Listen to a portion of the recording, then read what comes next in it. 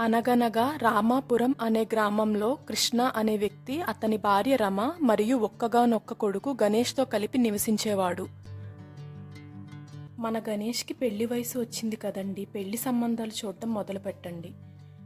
అలా గణేష్కి చాలా సంబంధాలు చూడగా ఒక సంబంధం వారికి నచ్చింది. దాంతో పెళ్లి పనులన్నీ చకచకా జరిగిపోయాయి. పెళ్లి కూడా ఏ ఆటంకాలు లేకుండా ఆడంబరంగా జరిగిపోయింది. కోడలు ప్రేమ కూడా ఇంటికి వచ్చేసింది. అక్కడి నుంచి మొదలయ్యాయి రమ కష్టాలు. కోడలు ఉట్టి సోమరిపోతు, ఏ పని చేత కాదు, ప్రతి పని రమనే చూసుకోవాల్సి వచ్చేది. ఛ, ఇంటి పని వంట పని అన్నీ నేనే చూసుకోవాలి, ఈవిడ మాత్రం మహారాణిలాగా నిద్రపోతుంది. నా కొడుకుని కూడా తన వైపుకు తిప్పుకుంది. తను ఏం చెబితే అదే చేస్తున్నాడు, నన్ను అస్సలు పట్టించుకోవడమే మానేశాడు. అలా రమ లోపల చాలా బాధపడేది. భర్తకు చెప్పినా పట్టించుకునేవాడు కాదు. ఇంతలో తన నెత్తి మీద ఇంకో పిడుగులాంటి వార్త. కొడుకు కోడలు వేరు కాపురం పెట్టాలనుకోవడం. అనుకున్నదే తడువు. వారు రమ ఎంత చెప్పినా వినకుండా ఇంటి నుంచి బయటకు వెళ్ళిపోయారు. మెల్లమెల్లగా రమ వాళ్ళ యొక్క బాగోగులు పట్టించుకోవడం కూడా మానేశాడు కొడుకు. దాంతో కొడుకు ప్రేమకు దూరమై కుమిలిపోయింది. చాలా కాలం అలానే గడిచింది.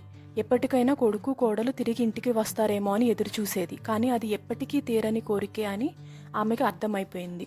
ఒకరోజు ఆమె పడుకుని ఉండగా ఒక కల వచ్చింది. కలలో రమ అత్తగారు ఆమెకు ఎంతో ప్రేమగా తనకిష్టమైన పాయసం చేసుకుని తీసుకువస్తే ఎంతో అహంకారంగా ఆ గ్లాసుని విసిరికొట్టింది రమ. ఇంతకే అది కల కాదు, నిజంగా జరిగిన సంఘటనే. అయ్యో, నేను కూడా నా అత్తగారిని ఇలాగే బాధ పెట్టాను. ఆవిడ నన్ను ఎప్పుడూ ఎంతో ప్రేమగా చూసుకునేది, కానీ నేను మాత్రం ఆమెను ఎప్పుడూ పట్టించుకోలేదు. తన కొడుకును కూడా తనకి దూరం చేశాను. ఇక నాకు ప్రేమకి తేడా ఏముంది, నేను కూడా కోడలుగా ఉన్నప్పుడు అలాగే ప్రవర్తించాను కదా. అప్పుడు రమకి అర్థమైంది తను ఎంత తప్పు చేసిందో అని. ఇక ఏమాత్రం ఆలస్యం చేయకుండా అత్తగారికి క్షమాపణ చెప్పడానికి ఊరు బయలుదేరింది. తీరా ఇంటికి వెళ్ళి చూస్తే అక్కడ అత్తగారు లేదు. ఎంత వెతికినా కనపడలేదు. చుట్టుపక్కల వారిని అడిగితే ఆవిడ ఇప్పుడు పట్టణంలో ఉంటుంది అని అడ్రస్ ఇచ్చారు. దాంతో ఆ చిట్టి పట్టుకుని ఆ ఇంటికి వెళ్తే అక్కడ ఆశ్చర్యపోవడం రమవంతయ్యింది. ఎందుకంటే అది తన కొడుకు గణేష్ ఇల్లు. ఆ ఇంట్లో తన అత్తగారిని కొడుకు కోడలు ఎంతో మంచిగా చూసుకుంటున్నారు. కోడలు ఎలా ఉండాలని తను కలలు కందో ఆ సంఘటన తన కళ్ళ ఎదురుగా కనపడుతుంటే తన కళ్ళని తనే నమ్మలేకపోయింది రమ.